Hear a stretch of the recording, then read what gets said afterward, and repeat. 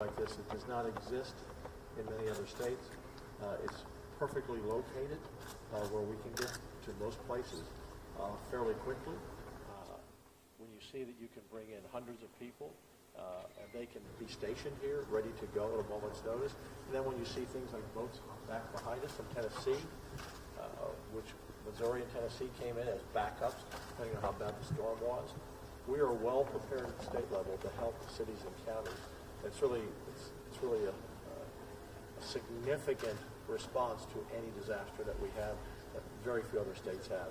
So we get there as quickly as we can. They wait for the phone call, and we're gone to rescue people for recovery, to whatever it may take. It's really astounding. All of these men and women here who work in the center, and the people that you saw in the room earlier, that come from around the state in these times to come together for Texas. So this is a spectacular facility that is brand new. It's only been here a couple of years. Chief? I hit over here, boss. Yeah, there you go. Hey, so thank y'all for joining us here today. Listen, most of the storm, as you know, is moved out of the state right now. So primary threats are moving out, but we still have a lot of people without power. We're still working with all of our local officials. We'll be touring down in the Galveston County area a little bit later this afternoon, meeting with those local officials there to make sure that we have all of their resource requests and are satisfying their needs as fast as possible. All right, any questions? We're very fortunate. We thought you were going to get more rain and more wind in the Bryan College Station area, and there was an impact, obviously, for some folks, but it did move along. But we wanted to be sure the people on Bryan College Station were ready, and your teams were ready here to serve the local community. So we caught a little bit of a break up here, and that weather went some other places, and we're there to help them as well. Question? Governor Patrick, has Governor Abbott's absence at all hindered the response from the state? That's, he and I have worked together now for 9 years as governor, lieutenant governor, and I've been involved in all these situations before, just not as the lead on the team, but he's been in touch with me, he's been in touch with the state, so he's stayed in touch, but next man up, so I'm next man up, and the good news is we have such a great team. For the governor or myself, our main job in a situation like this is to make sure all the needs are being met, but that we communicate to the public in advance of a storm and after the storm, and make sure our response to every Texan. So whether it was Governor Abbott, myself, it's a seamless transition. It's worked very well. Any other questions? This storm took a turn, but you mentioned you next man up mentality.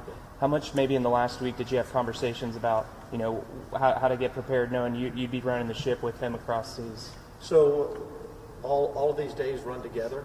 I can't remember which day it was, but from early on where we saw the storm most likely coming to Texas more than Mexico as it came to the Yucatan, and I would say that was probably Tuesday or Wednesday of last week. I remember that we talked very early at 4 or 5 or 6 in the morning the first day and said, this is where we need to focus. And I remember talking to the governor right before Wheels Up, so he was talking to me even as he was getting ready to fly to Taiwan last week. And so he and I talked yesterday. But here's the deal. When you have a great team, the local level and the state level, it makes the job of being the governor, whether acting governor as I am or if Governor Abbott were here, it makes our job easier because we have the best professionals in the country looking out for Texans. So just to make sure everything is smoothly coming, and after the fact, like we're here today, we're going down to the Galveston area. After this, we'll go to other areas that were hit tomorrow to make sure that we're moving forward in the recovery.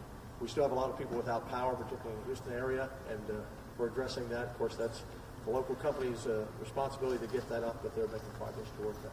On the note of power and energy, this is maybe more of a legislature question. You've made it no secret that you want more investments into the grid and things of that nature.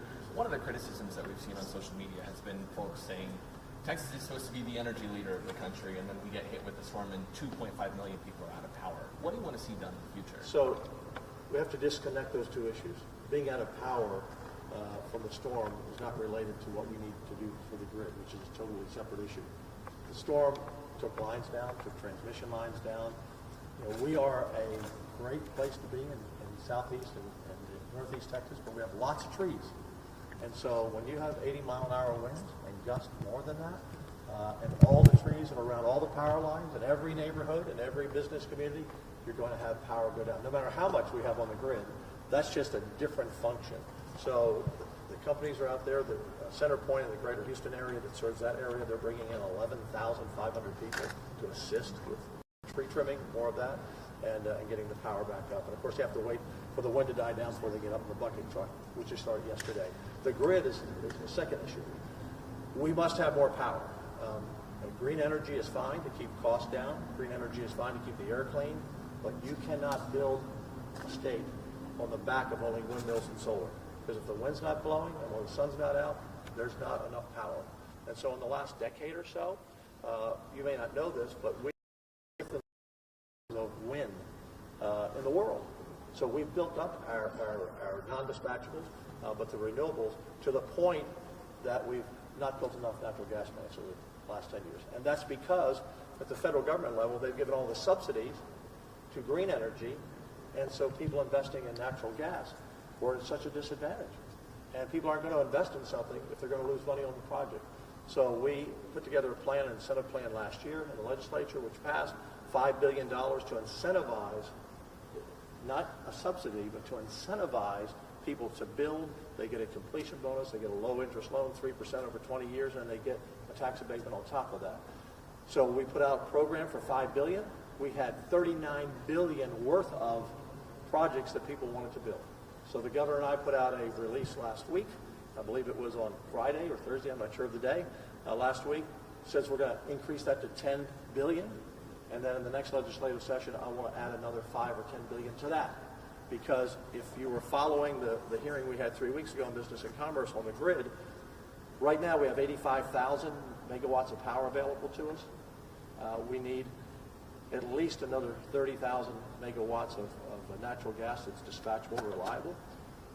But we got an update from ERCOT. 2030, we need 150,000 megawatts of power. So we have 85, 150 in 6 years. It takes 3 to 4 years to build a plant, so we have to get to it. And a lot of that is just our growth, but a lot of it is also it's the crypto mining that takes a lot of power.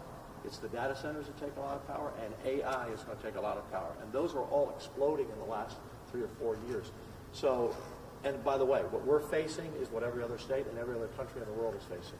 So we are moving actively. We're going to get these projects out in August, and the final contracts will be approved sometime this fall so they can get to work. And then we'll add to that and add to that more because we can do it in Texas. We have the natural gas here, and we just have not. In the last 10 or 15 years, it was all renewable, all renewable. Again, renewables are good in your portfolio, but you can't count on them. Last question. Yes, sir. Any other questions?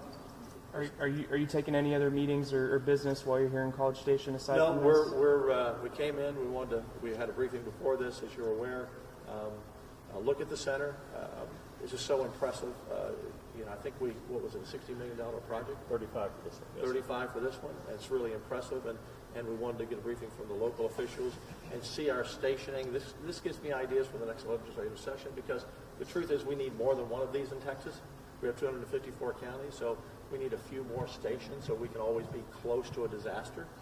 This is great for the population center here. We're perfectly located in Bryan College Station, but we probably need more of these. And I think when members come and see how their money was spent, because we always want to look at the tax dollars being spent wisely, this was a great investment for all of Texas. So we're just heading to other areas, but we're going to be moving out of here pretty quickly. Thank you all very much. One last question, just about the Houston police officer who lost their life yesterday. What's your message to that officer's family and the community? Yeah, the one thing that we said in every one of our press conferences, turn around, don't drown. And it just breaks my heart. We've had 4 deaths so far. I believe is the last count, and a couple of those were by falling trees. One, the man was doing what he was supposed to do. He was in his home, not out on the roads, and he had a freak accident with a tree falling on his house, and that happened to another person. But every time I see someone drown by driving on a road where the water is uncertain how deep it is, it's just heartbreaking because it didn't have to. It just didn't have to happen. So we can do the best we do to get that message out. Don't drive through water that you don't know how deep it is. It happens almost every storm. Our job is to continue to get that message out so it happens as infrequently and as possible, because we don't want to see that happen. What's really tragic about that person was heading in to do their job on a Monday morning when a lot of people are staying home.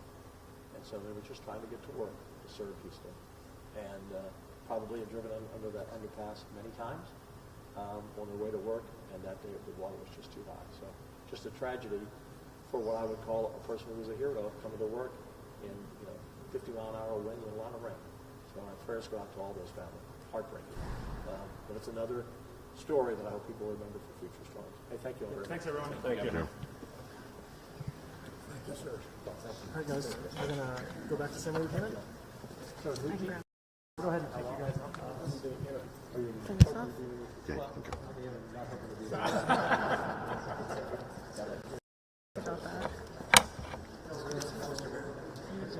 that. I thought about it yesterday. I saw it.